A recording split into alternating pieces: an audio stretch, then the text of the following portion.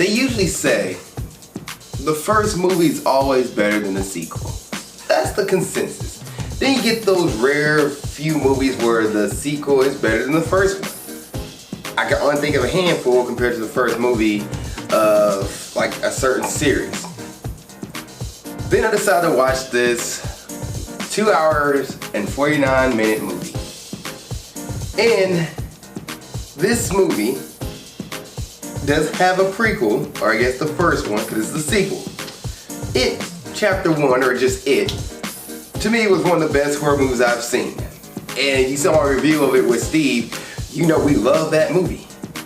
Then, I finally watched It Chapter 2, and it wasn't as strong as the first one, and it was super long. This movie is an investment. 2 hours and 49 minutes is an investment. And I'm about to jump into on this episode of Movie Breakdowns because It Chapter 2 just doesn't hit as hard as It Chapter 1. What's up world? Welcome to another episode of Movie Breakdowns. I'm your host, Ali Zakka.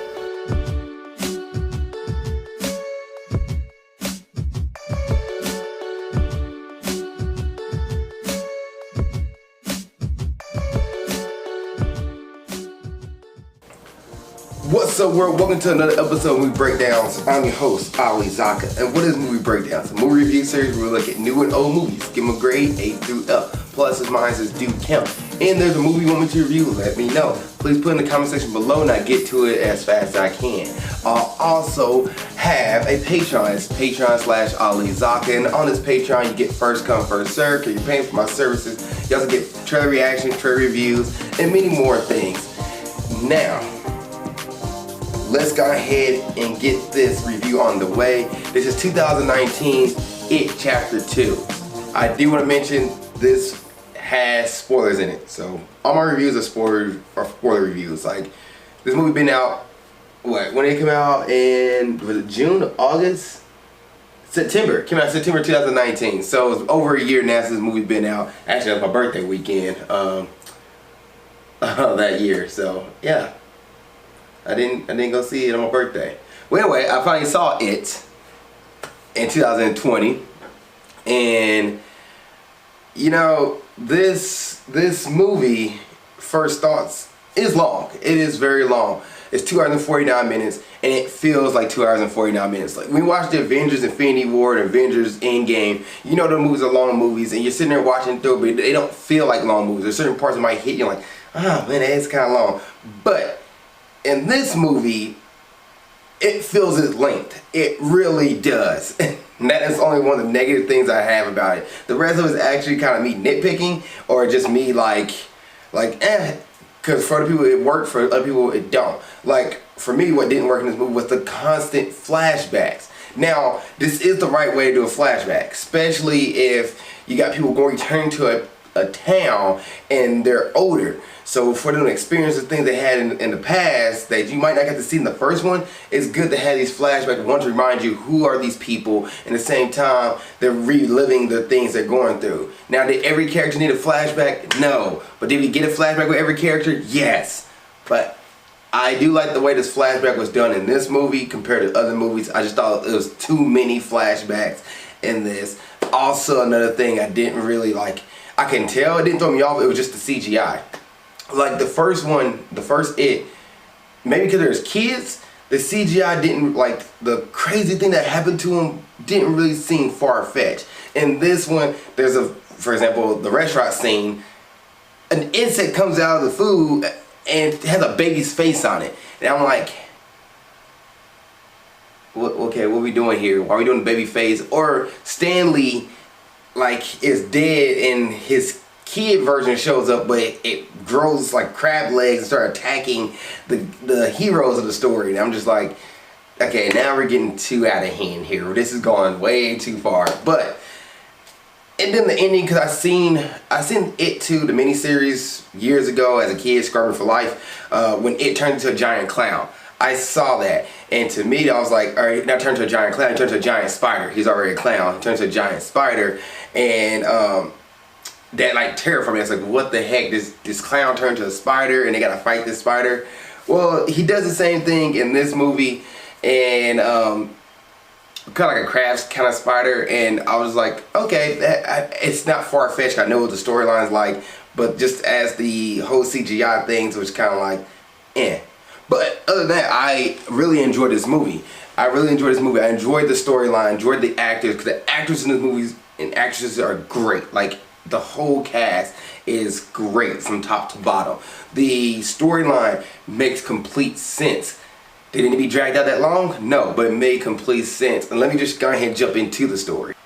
So, it's 27 years since the incidents in the first It movie, and the whole gang returns back home. They all go back home. You got Bill, he returns back home. You got Richie returns back home. Beverly, Mike's already been there. He actually sends out, like, gets everybody together and tells them, hey, it's back, we gotta fight them again. So the whole squad returns back home. Eddie, the whole crew, turn back home to fight it, because it has returned, and he's once again attacking the town of Derry. When they come back, everybody kind of like gets their memories back as they're slowly going throughout this movie. Then they all become like this mission to find their secret gems or secret tokens they had that only they know about. They gotta go get these tokens because they need to put these tokens in this like old ancient capture portal that will capture it and conceal them in it. So they all need to put the tokens in there and burn together and chant and do the spiritual ritual thing that will trap it. So throughout this movie, that's pretty much what it is. Them going on their own because they had to separate because they wasn't together when they all put their tokens away. So they had to separate to get their tokens and then come back together and then fight it in his lair and conceal it in his portal. That is literally the story. Now, I probably said that within 2 minutes. This movie takes 2 hours and 49 minutes to explain all that. Now, granted, I get it. It's a movie, so you want to bring in a few things, but there are certain things that was done in this movie that didn't need to be done. Like, every person didn't need a flashback. Like, every single person didn't need one.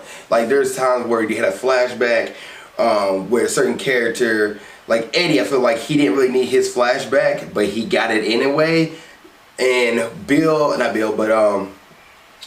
what's the new kid? Ben had a flashback, which we didn't really need him to go through his flashback. Beverly, we already know her story. We didn't need to have her flashback either, but we got her flashback. Now that I think about it, I should take that back. Beverly and Bill, we don't need their flashback. They was done thoroughly good in the first movie.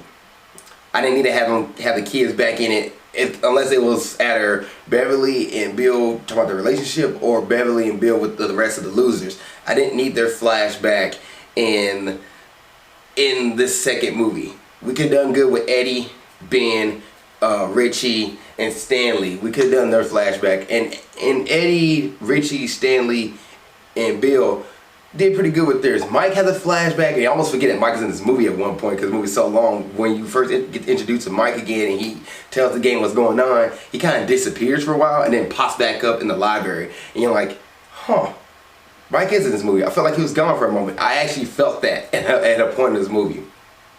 But yeah, so they all get their individual tokens. They all go and fight it in his lair. And they pretty much beat it with the power of words. They have to show it that he is little, that they don't fear him, which I thought they did in the first movie, but I guess they had to relearn it again to show that, hey, we don't fear you, man. You're nothing. You're just a clown. That's what they call him. It shrinks, and they take his heart out and crush him. That is the movie. There. Sorry. If you haven't seen it, I told you the spoilers ahead of time.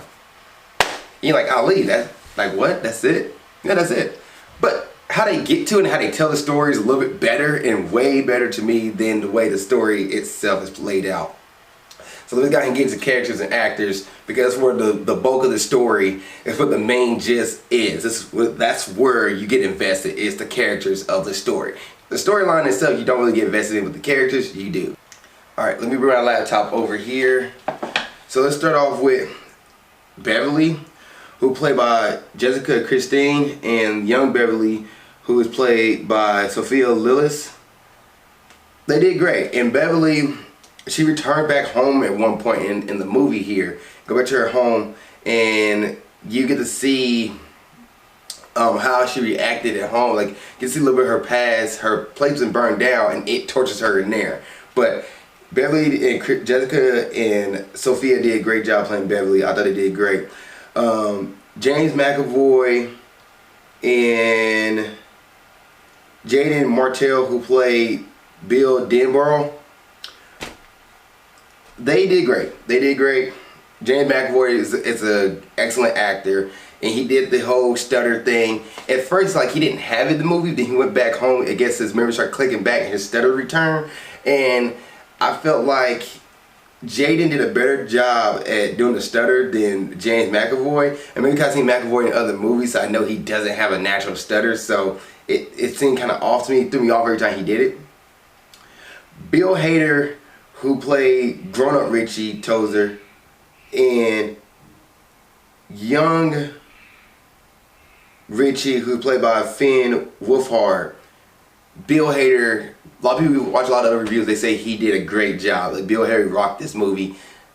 Bill Hader was just good to me. Like, he didn't stand out, he felt part. Like, he was the comic relief, but he also made jokes at the scenario. He wasn't just like being there to be comic relief. He was saying, he was reacting to what was going on. Like, hey man, F this, not be about this. Really, we gonna do this, guys? I'm out of here. Like, his reaction was natural and it felt right. So great for them. Isaiah Mustafa, who was the Old Spice guy, he played grown-up Mike Harlan and Hanlon, and then Chosen Jacob plays Mike as well as a kid.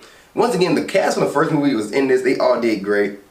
The adult version of them did them really well. Like, Isaiah really mimicked Chosen's like reactions in the first one. Thought he did a great job. Jay Ryan, who plays Ben Hanscom, and then you have Jeremy Ray Taylor, who plays young Ben.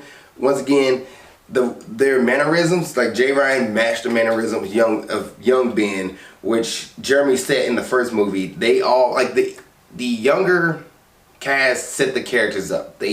The mannerisms, everything about them.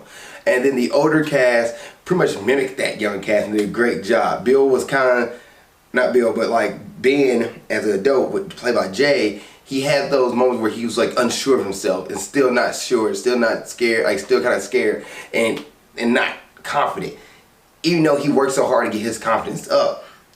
That was great. I thought that was great. Then this is the one I think was really, really great.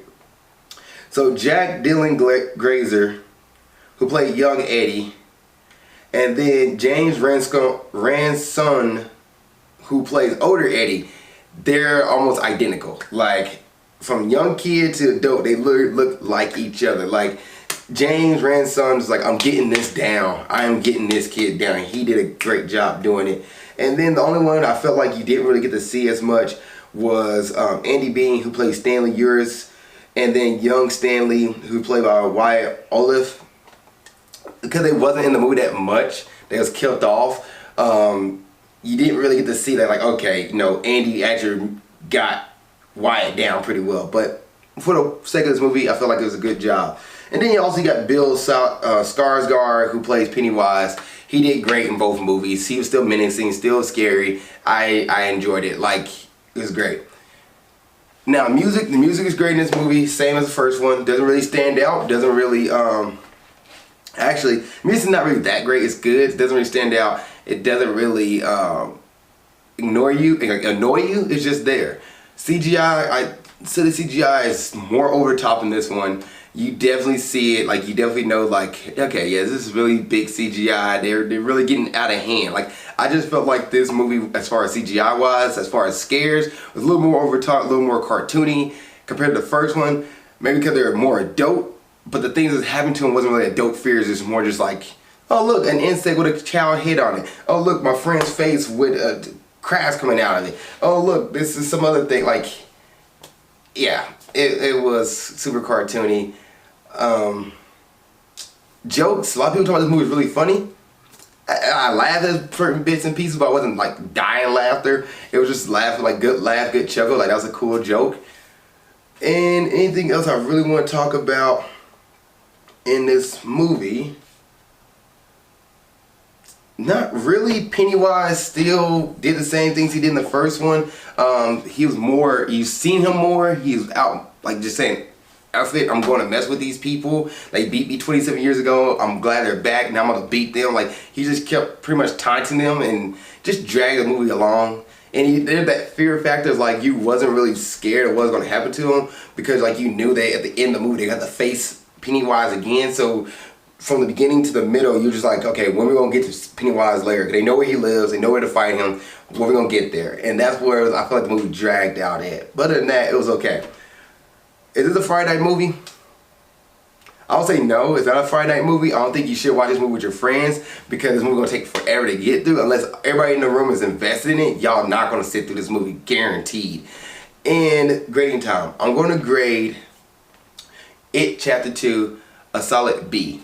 This movie's a B to me. The reason why this movie's a B is because of the actors themselves. The actors and actresses did a great job mimicking each other. They didn't make you feel like you was watching a whole other movie. It made you feel like, okay, this is their story, this is their life, this is what you're invested in. You can feel what their feelings were. They did a great job portraying that. The music is okay. The music is okay. The storyline is simple. The scares in the movie, it's a horror movie, but it's not really like, you're not gonna be like, oh my gosh, terrified. Like, it'd be like, okay, you know, it's cool. And then the negatives, the movie is long, super long, doesn't need to be 2 hours and 49 minutes. It could easily be 2 hours itself, or just 2 hours, or 2 hours and 10 minutes. It could easily be that. It doesn't need to be 2 hours and 49 minutes. That's just unnecessary. And the CGI was a little more comical. Like, it didn't really make sense to the storyline itself or what the person's fear was. So, yeah, that's it. If you've seen the movie It Chapter 2, what did you think? Please put in the comment section below. I'm curious what your thoughts are, because mine is a solid B. Other than that, see you guys in the next episode of Movie Breakdowns, and keep being awesome. Thank you guys for watching this episode. I really appreciate it. Please like, share, comment, subscribe. Also, you want to see what else I'm doing in my normal life and other things that's going on, please follow me on Instagram at Ali_Zakka. I'll put it right here around my face. Yep, right there.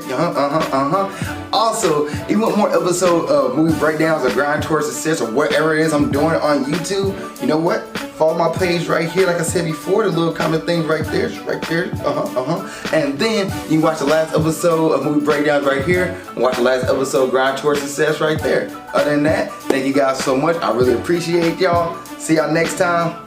Keep being awesome.